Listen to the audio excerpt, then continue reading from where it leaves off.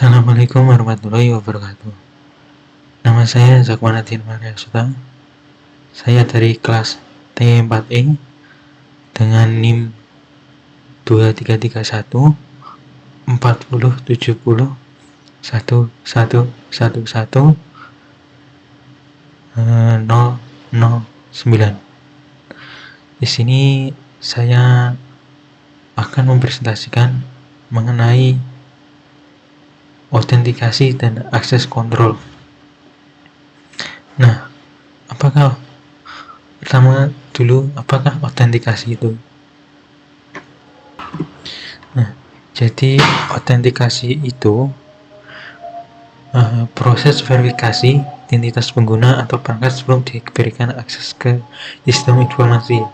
Nah, jadi itu sebelum mengakses sebuah website atau sebuah aplikasi, bahkan game ataupun apapun seluruh media sistem informasi, biasanya menggunakan sistem verifikasi ini dulu, memverifikasi identitas dari pengguna-pengguna dari sistem informasi tersebut. Ini dilakukan supaya untuk menjaga kerahasiaan dan akun dari seseorang saat mengakses sistem informasi, jadi tidak bisa digunakan oleh banyak orang dan hanya bisa digunakan orang itu sendiri, sama seperti identitas kayak KTP gitu. Nah, di sini itu autentikasi ada beberapa metode. Yang pertama, password-based authentication dan multi-factor authentication. Nah,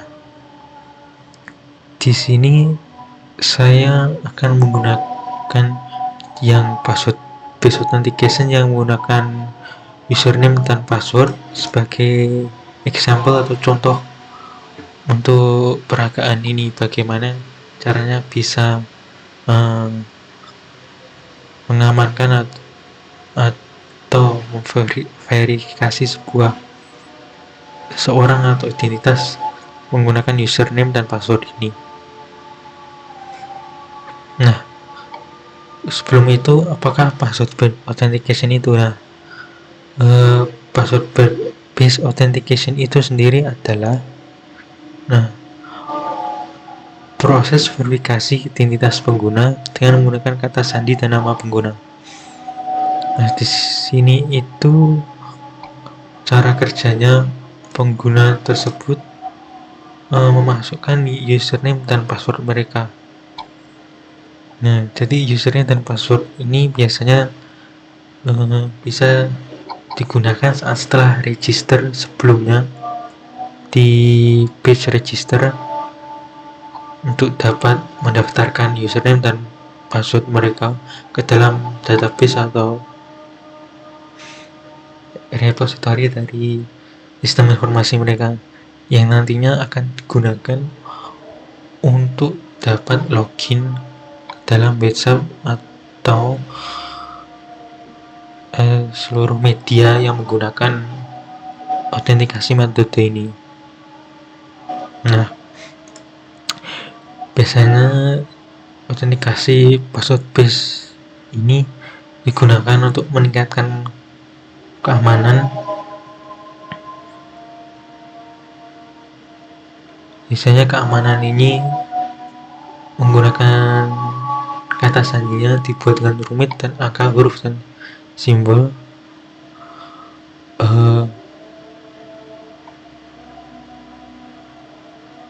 Nah, ya itu supaya tidak bisa digunakan oleh orang lain dengan mudah.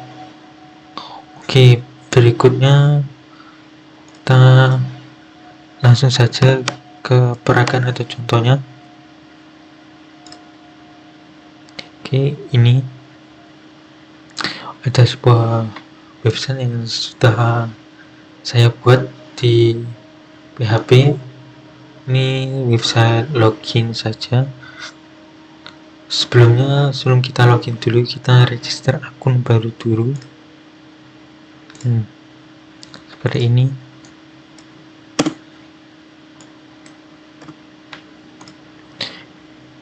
Nah, pilih saja area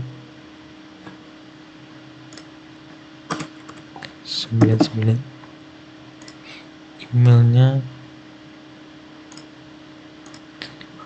harus 99, passwordnya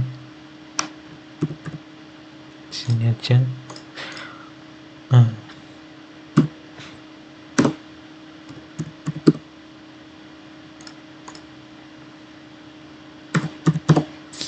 oke, kita register dulu. Nah, saat sudah muncul seperti ini tadi, datanya akan sudah berhasil atau masuk ke database untuk yang nantinya bisa diambil untuk dapat dari database untuk dapat melakukan login kembali. Oke, ini bisa dilihat juga di database. Nah, ini 18 hari sudah 99 gmail.com.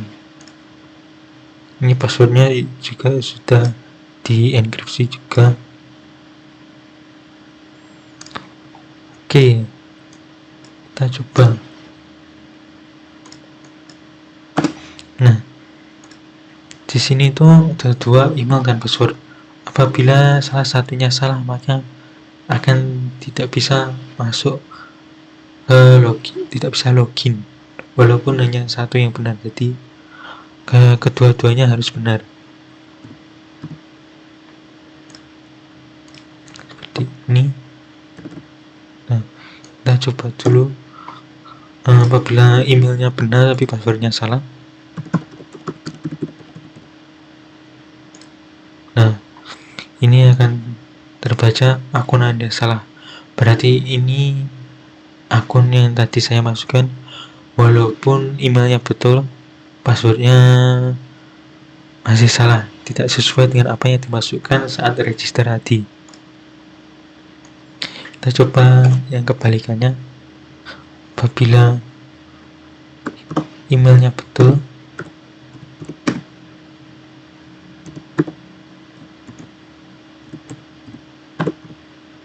apabila emailnya salah tapi passwordnya betul.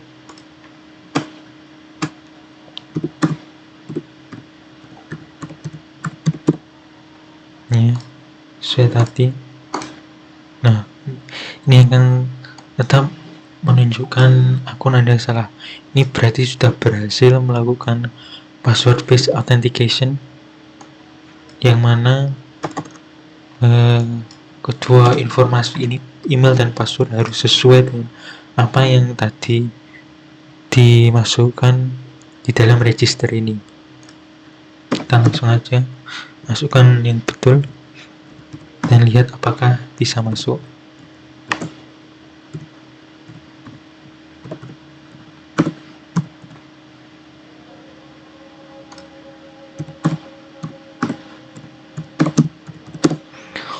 Oke, kita lihat.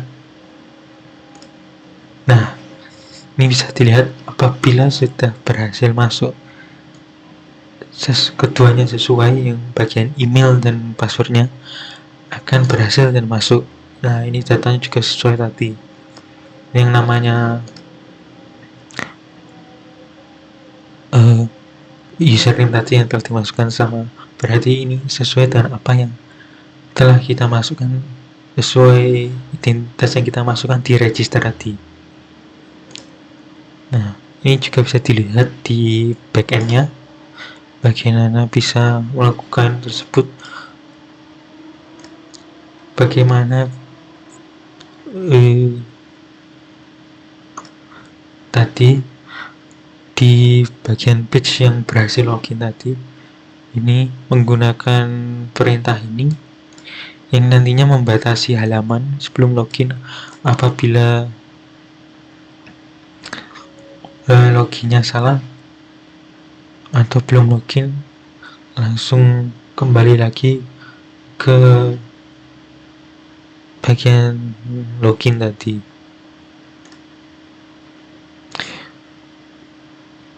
Nah, untuk mengecek tadi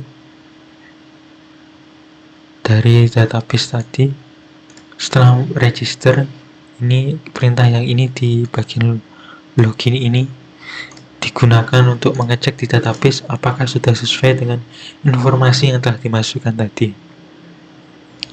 Oke, ini mungkin itu yang untuk bagian autentikasi.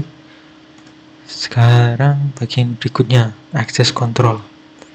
Nah, access control ini gunakan untuk memastikan pengguna sistem informasi itu sesuai dengan hak akses yang dimilikinya. Nah, di sini ini ada beberapa, ada discretionary access control, mandatory, role based, dan attribute. Di sini saya akan memberikan contoh untuk yang discretionary access control. Ini aksesnya diberikan oleh pemilik dari file atau sebuah data yang dimiliki oleh yang pembuatnya atau editornya. Itu bisa mengganti akses kontrolnya. Apa ya, seperti kayak hanya bisa melihat, mengedit, atau bahkan sama sekali tidak bisa membukanya. Contohnya seperti ini. Nah, di sini ada dokumen. Di sini sebagai editornya, saya bisa mengetik apapun. Saya klik membagikan. Nah, di sini saya mengganti akses umumnya hanya untuk pemilik siapa saja yang memiliki link untuk hanya melihat saja. Di sini ada 3, melihat, pengomentar, dan editor. Jika saya hanya memberikan akses melihat,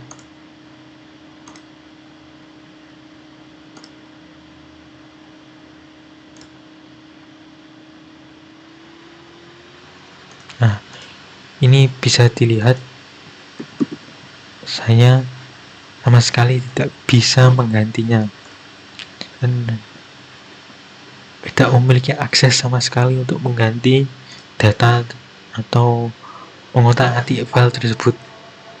Nah, yang ini merupakan discretionary access control. Untuk dapat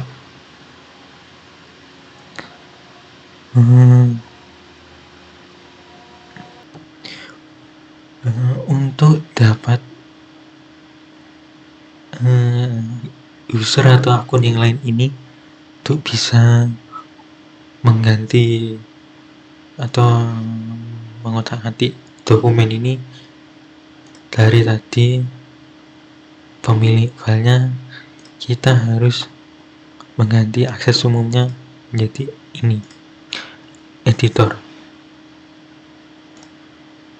Dan sedikit selesai.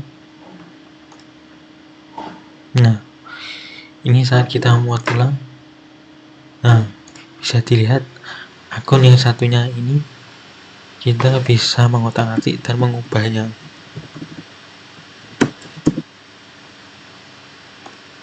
Nah, baik judulnya juga kita bisa ganti. Nah, itu merupakan contoh dari discretionary action control. Nah, dimana itu sebuah model keamanan yang memungkinkan pemilik data mengontrol siapa yang dapat mengakses datanya.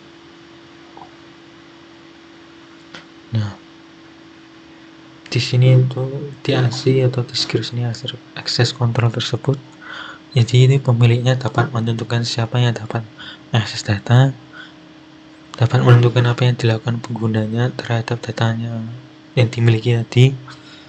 Di pengguna penerima akses paling sedikit diperlukan untuk tugas, dan penggunanya dapat memberikan dan membatasi izin. Oke, mungkin tadi itu contoh dari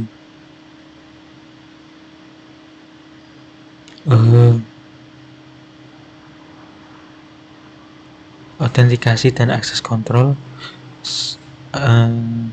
bisa dilihat dari tadi,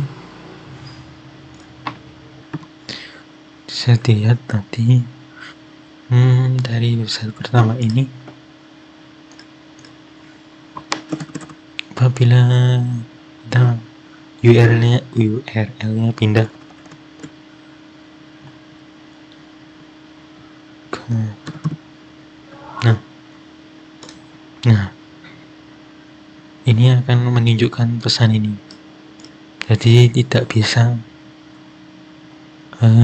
langsung saja masuk ke website ini, berhasil login tadi ini, sebelum melakukan proses login. Oke, mungkin itu saja yang dapat saya sampaikan mengenai materi 6 ini, autentikasi dan akses point ini. Saya mohon maaf bila ada kesalahan. Assalamualaikum warahmatullahi wabarakatuh.